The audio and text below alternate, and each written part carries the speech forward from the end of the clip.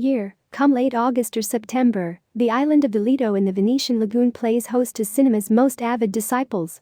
This, you see, is the season of the Venice Film Festival, that international exhibition falling into the company of Cannes and Berlin as events that give both veterans and newcomers the freedom to explore the uniqueness of their artistry. It's here on the Venetian coastline where stars are born, and in the shade of the island's historic Palazzo del Cinema, such stars and stars to be arrive, dressed in their ready-to-wear haute couture fineries.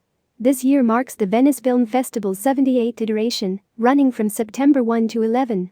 The last year saw the event carried out in a restrained format. You can thank the pandemic for that. The 2021 edition has already served its fair share of show-stopping moments.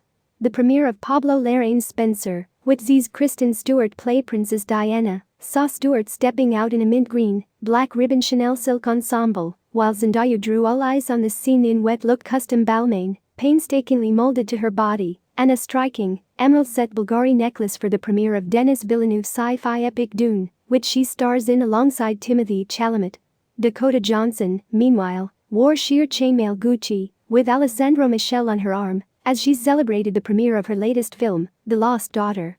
But it's not over yet. We await the stars of two highly anticipated films from Ridley Scott, Lady Gaga and Adam Driver's sartorial thriller House of Gucci, as well as The Last Duel, a medieval drama starring Matt Damon, Ben Affleck, Jodie Comer and Driver, again, this time, in armor instead of a cable-knit sweater.